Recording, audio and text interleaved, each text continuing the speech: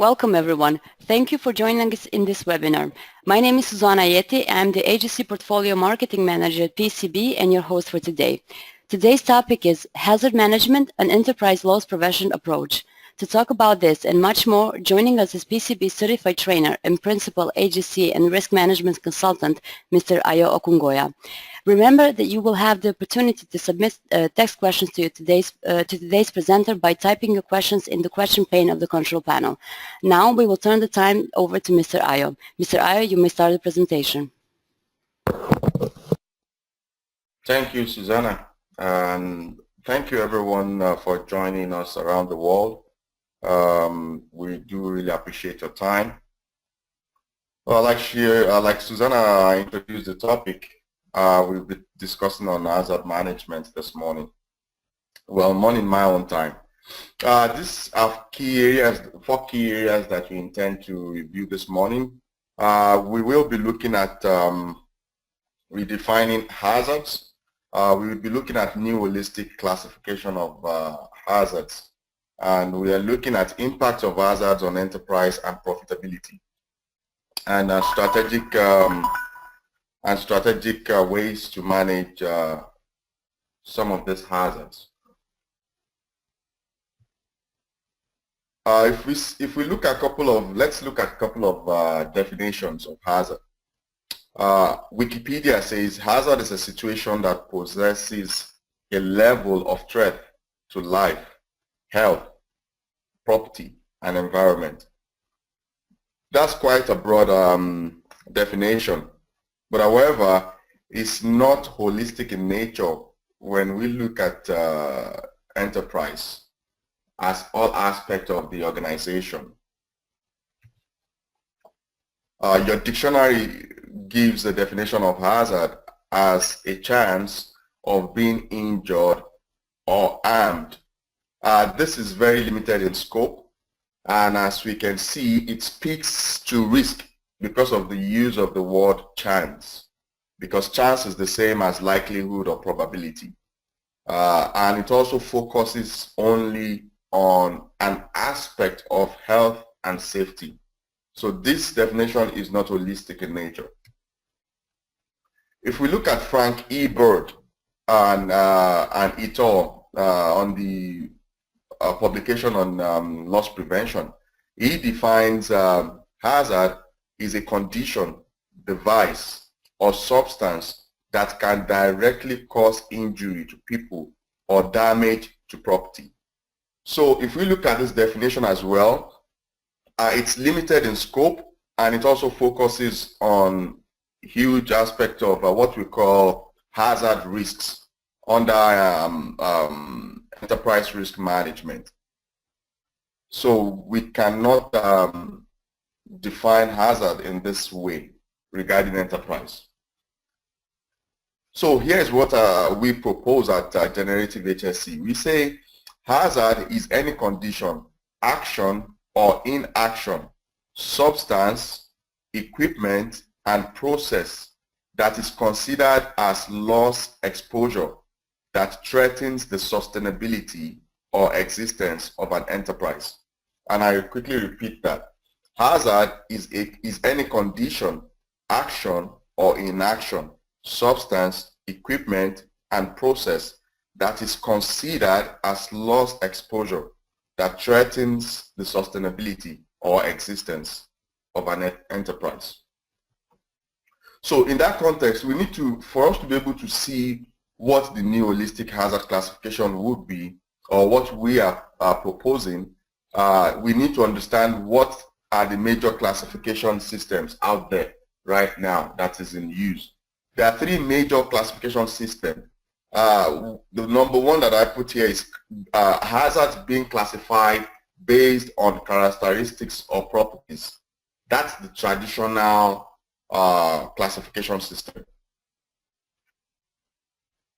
The second one would be based on outcomes. So that's based on the severity of an event that is caused by a specific hazard. And also there's a risk classification system. So what we are proposing is a combination of the risk classification system and characteristics systems. That's what we are looking at proposing this morning, based on the enterprise risk management model. So let's quickly look at a traditional classification system. Hazard can be biological, can be physical, can be chemical. At this point, I'm just going to pause and quickly have a chance to discuss chemical hazard. I will give us as an example. When you say hydrocarbons are hazardous. So that's a broad statement. We need to look at what are the groups of hydrocarbons. As we do understand, we have the aliphatic group and the aromatic group. These two groups, they present different kind of hazards. So when we look at aliphatic hydrocarbons, for example, where we have the alkanes.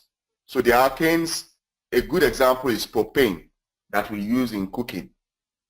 We know that a big portion of the hazard it presents is explosion. Propane can explode, which is more of a threat to life and property, obviously. On the other hand, when we look at aromatic hydrocarbons, for example, let's take benzene for an example. A benzene, which we know that is a 6-ring hydrocarbon, is known to be a carcinogen. It causes cancer. And however, we are so comfortable with this hazard in the sense that it is used in the petroleum industry to increase octane rating of gasoline. So we use it every day. So we are so familiar with this hazard. However, we know that it's a carcinogen. And one thing with chemical that I also want to reiterate to let us know the importance of how hazardous some of these chemicals can be. We also know that they have different impacts on humans and even the ecosystem.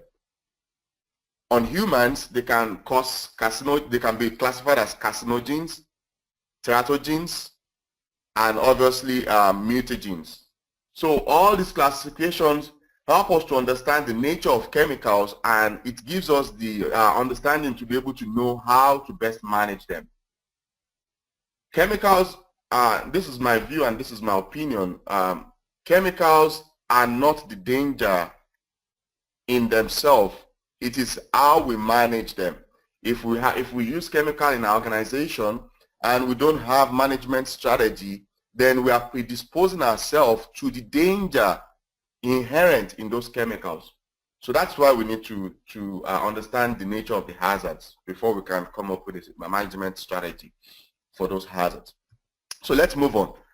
We also have ergonomical hazards, we have psychological hazards, and we also have environmental hazards. So all this hazard classification, which is the traditional one, I love it. However, I think it's the point in time where we need to move a little bit beyond this point of classification. And let us have in mind that this is strictly focusing on HSC, which is not the entirety of the risk that is posed to an enterprise operation. So now let's look at outcome-based hazard classification. Like I said, Frank Ebert is an individual that I do respect so much. However, we can see in this classification that it's just based on outcomes. Class A hazards. So the event that will lead to is considered major. Class B hazard, serious. Class C hazard, minor. But then when we look at this, it doesn't help us in the area of hazard identification, because one thing that I want us to bear in mind as professionals or as business owners is that we need to have a very sound understanding of hazard identification, because when we don't, then it's easier for us to have an oversight when we try to go through the processes that the organization uses in transitioning inputs into outputs, then it's easier for us to have an oversight or miss critical hazards. And then we can have a serious event which will lead to huge loss. So now let's look at the risk-based classification system. This is based on the enterprise risk management model. So while we are not talking about risk this morning, we are focusing on hazard. But however, we know for a fact that risk is a function of hazard. We know for a fact that risk is a function of hazard. So, but we won't be focusing on hazard itself. So let's look at classification of different risk areas for an enterprise. The institute, they classify this into 4 areas. There's what they call the hazard risks, the operational risks, the financial risks, and the strategic risks. All this can significantly harm an enterprise. And I repeat, can significantly harm an organization. And we've seen lots of organizations going into bankruptcy or folding up. It's as a result of oversight on managing their loss exposures or the risks that are inherent in the processes, in the operational processes. So that's why it's essential for us to look at this hazard classification from enterprise risk management standpoint. So hazard definition and classification has always been derived from and focused on the field of health, safety, and environment. Broader classification will be highly beneficial to an enterprise. We did mention that earlier on. It's also good to have in mind in that the enterprise risk management model is the best model from which a new holistic hazard classification can be derived from an enterprise standpoint. Again, like I said earlier on, risk is a function of hazard. While we are not focusing on risk itself, we are not looking at the likelihood, the probability, or the chance of a hazard turning into a loss event, but we are focusing on the hazard itself. So let's look at the hazard risk model itself. We try to branch this into certain areas of risk areas or sub areas like environmental hazards. This we can branch into other areas which this presentation wouldn't allow me in terms of time wise and also the space on the slides to be able to broaden individual hazards. We can also look at legal hazards. There's a social hazard, there's a property hazard, there's health and safety hazard. Those two red ones, under this classification, they are the biggest ones. And we know for a fact that a lot of companies have lost billions, tens of billions of dollars. And as a matter of fact, a lot of companies have gone under, belly up, as a result of these two hazards. And that's why a lot of companies are putting up things like climate change initiative framework for the organization. They are coming up with requirements, legal requirements under the environmental laws, and as well as occupational health and safety laws. It's important that we realize that any of these hazards, sub-hazards that is being classified right now can overlap. So what that means is you can have an incident or an event or an outcome that could have 1, 2, 3, 4 hazard at the same time presenting itself in the event. So a good example, if you have a rig explosion on the sea, on high sea, you likely have fatality, which will fall under health and safety. You would likely have an outcome of spill, which will fall under environmental. You will also have legal because there will be litigation involved, guaranteed. And also other form of risk-based hazard, which we will talk about later, which is the strategic hazard, because it will affect the company reputation. It will affect you financially in terms of what is being paid as penalty, and at the same time, the community. So the reputation of the organization is being affected. So we can see how one single event emanating from probably poorly managed hazard could translate into multiple loss areas in terms of the hazard exposures. So let's quickly move on to the next one, which is operational risks. So from the operational risk, we look at quality hazards. So these are hazards emanating from product quality, or it could even be service quality. Also from internal control systems. When we look at procedures, policies that the organization has put together, in some areas, if you have the wrong procedure, it can significantly and negatively impact your organization. And as well, it can positively or negatively impact your organization. I want us to quickly step back a little bit. Under enterprise risk management, operational risks and hazard risks, they are classified as pure risk.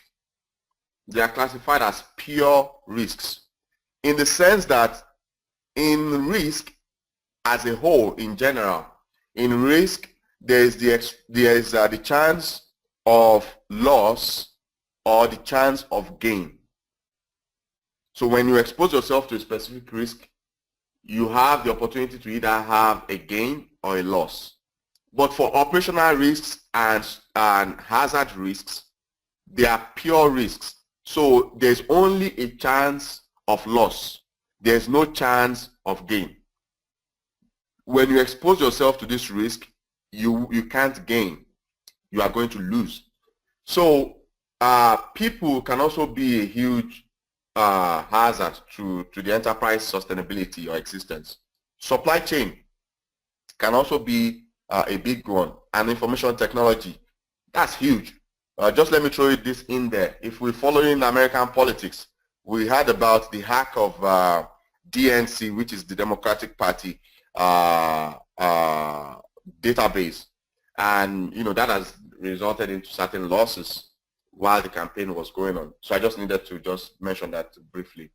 So like I said earlier on, for those that joined us later, these sub-hazard classes can be broadened. There are huge subdivision under each sub-hazard, but time and the space for presentation would not permit me to go through those. So now let's look into the next level of hazard emanating from financial risk, and also the last one will be the strategic risk. So I want us to quickly have this in mind as well, that financial risks and strategic risks under enterprise risk management are regarded as what we call speculative risks. Speculative risks. And these are risks that poses chance of loss or gain. Chance of loss or gain. So if we look from that perspective, looking through that lens, we'll see assets, because let me just quickly speak on assets for a while, briefly, before we move on because of time.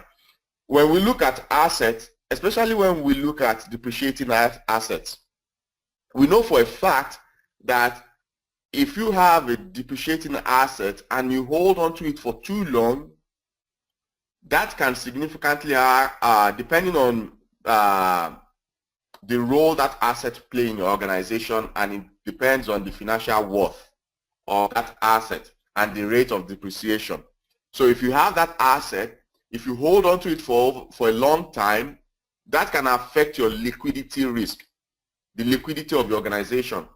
And I wouldn't speak beyond that just because of time. We also have credit risks. We have foreign exchange risk. We know that if you are an organization, an international organization that engages in organization at different, using different exchange medium, exchange currencies. A good example, if you're trading between Canada and the US, you need to constantly change your Canadian dollar to US dollars and, vice versa. And when you do that, you are prone to that hazard of exchange rate. So that I wouldn't speak much on that. Pricing is a big one, and that could also fall under the market risk as well, because if you are selling an organization is either selling a product or service, and when you do that, you might have the wrong pricing, which will affect your volume of sales and all that little details. So when you look at market risk, this you don't really have much control over. Rather, the consumers dictate what you are being exposed to. However, your own control measures would be to understand the market within which you operate, your own market niche. And when you do have a solid understanding of that, it's easier for you to manage the hazards that are emanating from that market, the subgroup of the market hazards. So the last one we'll be going through will be strategic risk hazard classification. So a company or an organization reputation is very, very, very important. Very, very important. Because when we look at consumer, from consumer perspective, remember we're using this classification as a holistic classification based on an enterprise standpoint. So when you look at reputation, some people who happens to, we all fall under consumer of one product or service or the other. So when some people are making decision on what to buy, sometimes it's emotional based decision. It's not always objective based. So it's emotional based decision. So when they do that, when you don't have a good reputation as an enterprise, it's likely going to affect your volume of sales or your sales volume. So there are a lot of risks emanating from reputation. And usually things that affect reputation are, negative events that occur in the course of an organizational operation. So we also have the political hazards. Like I said, a lot of international organizations, they operate within a different political atmosphere. In some cases, it may be favorable. On the other hand, it may not. Decision that speaks largely to organizational leadership, the kind of decisions that are being made, how it impacts the organization. Now, there's a new area that we need to start paying attention to. Again, especially for international organizations, terrorism. The impact on that is huge. And I don't have the luxury of time to dwell too much on that. And also economic subgroup of hazards emanating from strategic risks. So the loss outcomes caused by hazards can be as high as tens of billions of dollars. We will review 3 significant loss outcomes. Let's quickly look at these 3 events and just ponder on it for a minute. MTN is a telecommunication organization or establishment or company operating in Africa. So this particular event happened in Nigeria. In Nigeria, we know that in the northeastern part of that country, there is terrorist activity going on there in a state called Borno State. So we have the Boko Haram. For those of us that are familiar with that group, that's their area of operation. So the government was trying to have all telecommunication organizations to have their SIM card registered, that all SIM card has to be registered so that it's easier for security monitoring for the country as a whole. So, however, it was found that MTN had an oversight. They did not register a couple of hundreds of people. And when they were audited, that was found. And because of the significant risk or security risk that that poses, they were fined $5.2 billion. That was the fine that was given to that organization, $5.2 billion. However, they were so fortunate and so lucky to settle that incident fine at $1.7 billion. That was the settlement, $1.7 billion. Whichever way we look at it, that's still a significant loss. This happened this year, by the way, just to let us know. When we look at Ford, as we all know, Ford is an automobile company. So we're looking at this hazard from a quality perspective. So we know that recalls can be expensive. And in 2001, 2005, 2007, and 2009, they made some recall. In 2001, Ford had to recall 13 million tires. 13 million tires. And that resulted into, I think about, I'm not sure of that number now. I think that particular loss was about $640 million or thereabout.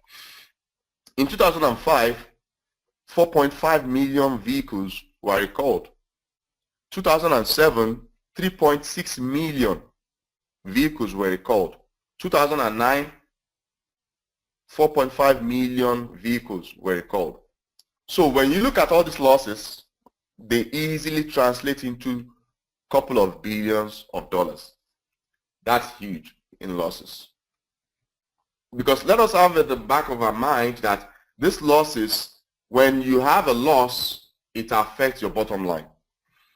Maple Leaf, there was a listeria outbreak. So this will be classified under health and safety hazards, and specifically it's a biological hazard. So listeria is a kind of a bacteria. In that outbreak of listeriosis, there were 22 deaths, and there was a class action lawsuit in 2008, and the total loss for that monetary wise was $27 million. So let us look at financial losses equals profitability decrease. So that's exactly what I just said earlier on. Let's quickly look at profit maximization versus profit optimization. I tell you, lots of companies will be folding up. They're already folding up. And that is why we keep having higher frequency of recession, and we also have an extended recession, because most, especially small companies, they are folding up at a very high rate. And why? Because a lot of them, they operate from the concept of profit maximization versus profit optimization. I don't have the luxury of time to speak beyond that. I would have loved to emphasize more on that, but time would not permit me. So I want to keep this simple. Hazards are best managed in 3 steps. You have to be able to identify your hazards based, and usually the limitation here is the experience of who is doing the assessment, the competency of who is doing the assessment. If they're not familiar, there will be an oversight. Then from identification, you need to assess the hazards and basically just control the hazards. When you control your hazards, you just need to be sure that your control measures that are put in place are effective enough to prevent the hazards from transitioning into an unwanted event. So because of time, I'm just almost done here. So in summary, hazards consequentially evolve into incidents when not adequately managed. These incidents result into losses that may range from negligible monetary loss to billions of dollars in losses. The onus falls on the organization to prevent these losses. So for those of us that are wondering how to contact Generative HSE, should you need any help in the area of occupational health and safety and environmental management, as well as risk management consulting, we are located in Canada. However, we go around the world. We go virtually anywhere. Like in November, I will be in Nigeria. I will be in Europe, in England, and I will also be in Romania. So we go around the world to help organizations to develop their management system, to audit their management system, and ensure that their losses are kept to barest minimum, and also for continuous improvement. So that's what we are here for, and that's what we help all the organizations in achieving. So if you want to see the areas that we focus on in terms of services that we offer, enterprise risk management, health and safety management, environmental management, HSE training and mentoring, key performance indicators, measurement, analysis, which involves a lot of statistics and reporting. We also do HSE auditing. So we can help your organization to develop internal audit framework, your tool for doing your internal audit. We also help with certification audit as well. So management system development, regulatory compliance review and permitting. So if you need a kind of a permit associated with HSE and or risk management framework, we can help you with that. We can help you review the laws under which your organization is operating, so we can let you know where you are not complying or your non-compliance area, so you can make amends in those areas. We also help with continuous process improvement, and also, like I said, external. We can organize your external auditing or internal auditing from ISO standard standpoint. At this point, I'm just going to transfer the presentation to Susanna, because she will be speaking on this upcoming training. Susanna, over to you. Thank you. Thank you, Mr. Ayo, for this presentation. Before we go into questions, we want to inform you that PCB provides training and certification services for OSAS 18001, such as OSAS 80001 Introduction, Foundation, Lead Implementer, and Lead Auditor courses. The training is designed to teach you how to reduce workplace hazards, protect the safety, health, and welfare of the people engaged in your workplace. The exam and the certification fees are included in the training prices, and also participation certificates of CPDs, also known as continuing professional development, will be issued to participants. For more information, please visit our website. So Mr. Ayo, we have a couple of questions. The first question is, can you please give us an example of how OSAS 80001 will help a company manage their hazard? How ISO 18001 can help manage their hazards. We have to have in mind that ISO 18001 is a framework, it's a standard, it's a guideline that it tells you what to do. In specifics, it doesn't tell you how to do it, just like any other ISO standard, because they are designed for management standpoint. So the specifics, it will help you in terms of partitioning your management systems. It will help you to partition your management system. However, the specific will be dependent on who is doing the assessment. And from management standpoint, it helps the senior executives of the organization to have an understanding during what we call management review. It will help them to have an understanding of the kind of hazards that the organization is predisposed to. Because, for example, the president or the CEO is somewhere, is not on site to see what's going on. So the feedback they get is during the management review. And so many other areas that can help you. It can help you to guide you in management standpoint on how you are going to manage your hazard. But the specific management of hazard is dependent on the competency of the individual doing the assessment. That's my view on that. Thank you. The next question is, how do we convince top management to implement this standard?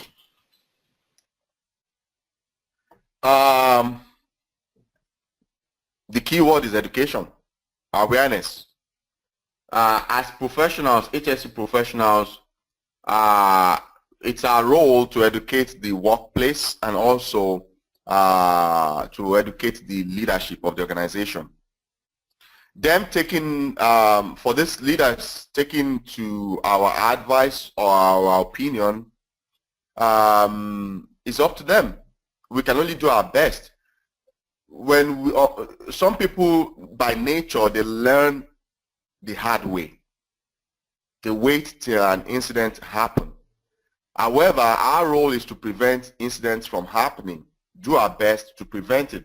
But if we sell the awareness to them and they decide not to fund it, there's little or nothing we can do. The only thing we can just do is just to continue to educate the workforce, do the assessment, let them know. But in terms of funding control measures, that decision can be even political in nature, and that is the advantage of getting an external consultant like myself or like our company to come in and help you in that area, because when we come, we do not have any vested interest in the political atmosphere of the organization. So we come in as professional, we get the job done, and we leave. That's what we do. So that's just what I can say on that. Is just to educate and make them aware of those challenges. Thank you. Thank you. Other question is, can you explain the difference between legal and agency hazard with an example, if possible? Legal is strictly more of litigation, from litigation standpoint, and it could be from a regulatory fine where they don't have to take you to court. So a good example, you get a stop work order. And also we have to have it at the back of our mind that it depends on the country where you operate. Some countries are more stringent in their law enforcement than the other. So if you have a country that monitoring is done and all that, and enforcement is done and strict, you could have like stop order stop work order, and if you do not comply with that, they can possibly take you to court and you get a bigger fine and stop your operation. So and also legal is quite broad, and that's why I said earlier on during the presentation that you can have an overlap between those two, those HSE or the enterprise risk hazard. You can have an overlap with the legal hazard. So a good example would be, I hate to use BP in this instance, but that's a good example. When we look at the incident of the Deep Horizon, the 2010 incident, they had an explosion, they had a spill, and the community was affected, which was a social risk hazard. So now eventually they were taken to court. So now they've moved into the legal hazard sphere in the form of litigation. BP has estimated its own loss, I think a little over $55 billion. $55 billion. That's enough to sink probably 60–70% of the companies out there. You know, they don't have that kind of capital, but that's their loss in that single incident. So legal, and it could also be in the form of non-compliance. It could be an oversight. Your HSE professional is not aware of a specific requirement under the law, and you get a fine for that. It could be as little as maybe $50,000. It could be as high as billions of dollars. So that's my view on that. Thank you. Thank you. And the last question for today is, how can small companies that use 18001 be helped in the times of recession? Please use examples. And that's a good thing. That's a good question. You can be helped. It depends on the size of your operation. Because if you have to have a budget. That's what I see a lot of organizations struggle with. A lot of organizations are operating, but they don't have a budget. Your HSE or your risk management department should have a budget. If it's $10,000 you can afford, you have to have a budget. And that's how you fund your risks. That's one way of funding your risks or your hazards, management of your hazards. So with small company, like the business model that we use at Generative, we try and work with budget, because we know that a lot of companies are falling on hard times right now. So what we do is we work with the budget, and we tell you what can be provided. But however, if you do not have the fund to pay for the services, then I would suggest that your HSC or your risk management professional needs to go for training and get themselves developed and be able to see how far they can help with your organization. But other than that, consultation will cost you money. And I'll give you a good example. One of the biggest global companies, I wouldn't mention names, they consult for an international oil producing company. So they got an award for them to develop their EMS, which is the ISO 14001. Then that organization was having challenges in implementing that project. Eventually, they contacted our company to do it at a fraction of what they charge. So in these hard times, instead of paying 4, 5 the times you would pay to a company like ours that would do the job, instead of paying the big 4, you consult us, you award the contract to us directly. Then you don't have to have that excess loss, if I may use that word, giving the project to one of the big 4. You give it to the company that can do the job versus having different layers of contractors in between. That's my opinion on that. That's one way you can minimize your cost as well. Thank you. Thank you, Mr. Ayo, once again for this presentation. Unfortunately, we are out of time, so all of the questions will be answered via email. I would also like to thank all the attendees for attending today's webinar. Once you leave the webinar, you will receive a survey on the presentation, and we would appreciate if you would complete that and provide your feedback. Also, if you're aware of a topic that you would like to discuss and participants would benefit from, please feel free to write down your suggestions.